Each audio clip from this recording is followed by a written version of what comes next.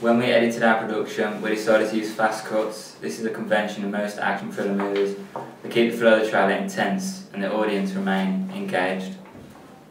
The non-diegetic sounds we used in our production were gunshots. These are often used in action movies as an exciting way to intensify a scene.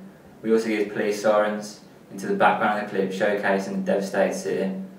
This adds to not only the realism but the atmosphere. The first soundtrack that we used was to build tension with the audience, as it was building on something quite dramatic.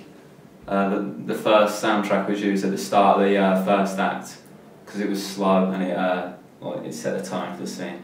We also used a range of characters such as females, males, a little child, and this was to attract a wider range audience so that people can relate to these characters, and it makes our production more realistic because in real life there's not just one type of character, there's loads. The mise-en-scene we used in our film was taken from real media products. So the main character was smart professional clothing, such as a tie and a shirt. This was to make him look discreet and blend into the surroundings, and these are essentially everyday people clothes. We also added sci-fi to our media product. This was to challenge what real-life media products do, because most thriller action productions don't include sci-fi that much.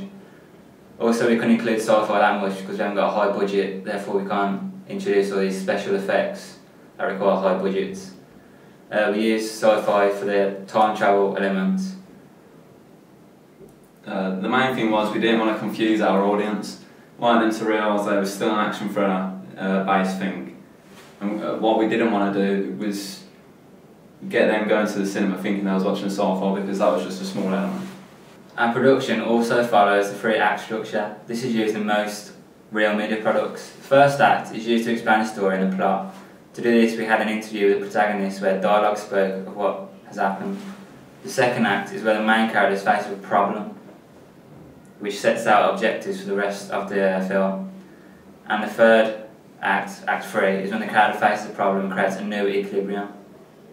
And to do this, we showed a montage of him executing a child and other victims for a clip of the city burning, was what he had done in the past, in the previous act.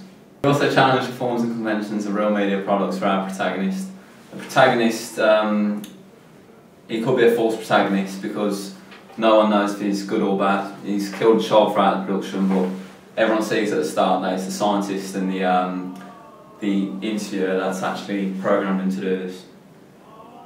This is similar to the film Psycho, where something similar happens. The child in the clip is shown to be innocent and happy, and we've done this by just playing with toys and just doing anything a normal kid could do. This is shown to be a vulnerable party. This means the audience have conflicting emotions of both hatred yet sympathy. He is drugged and tested on by scientists, as well as told to carry out of the task given to him. He's also reminded he doesn't have a choice, therefore the audience will feel sympathy for him. There's also a scene where he's shot by a security officer, which is a villain in the production. The audience must debate in their head whether he is a protagonist or a false protagonist.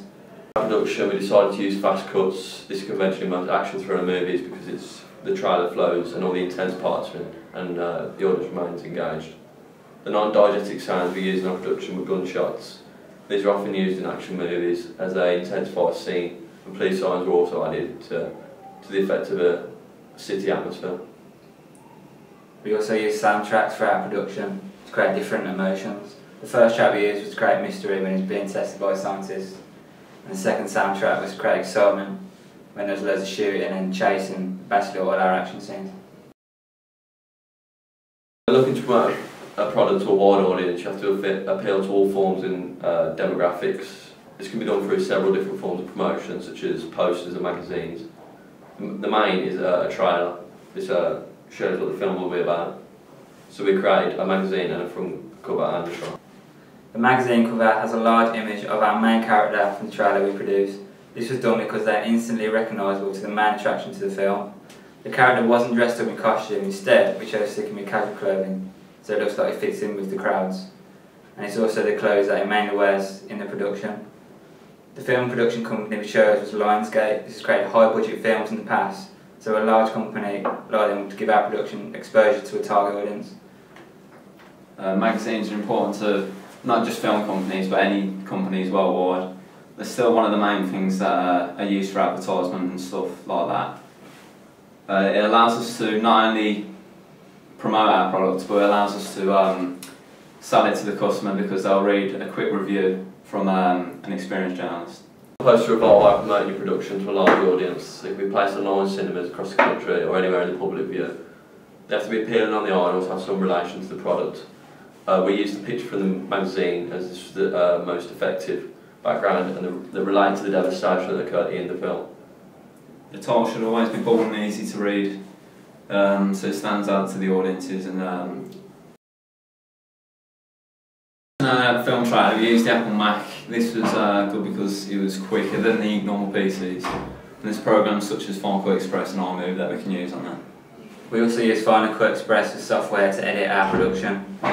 This is where the most creative flow is shown. The program allows us to express and improve our clips look, so you can rearrange all the clips. Photoshop is a tool that we use for the magazine and film poster.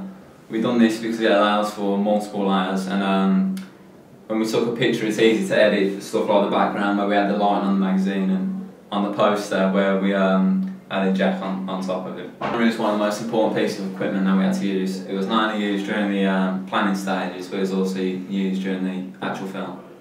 The camera quality itself wasn't really that good. I felt it let us down at times because when we went to Final Cut Express and we wanted to either zoom in or crop an image, the pixels became unbearable and we couldn't actually use that on our film.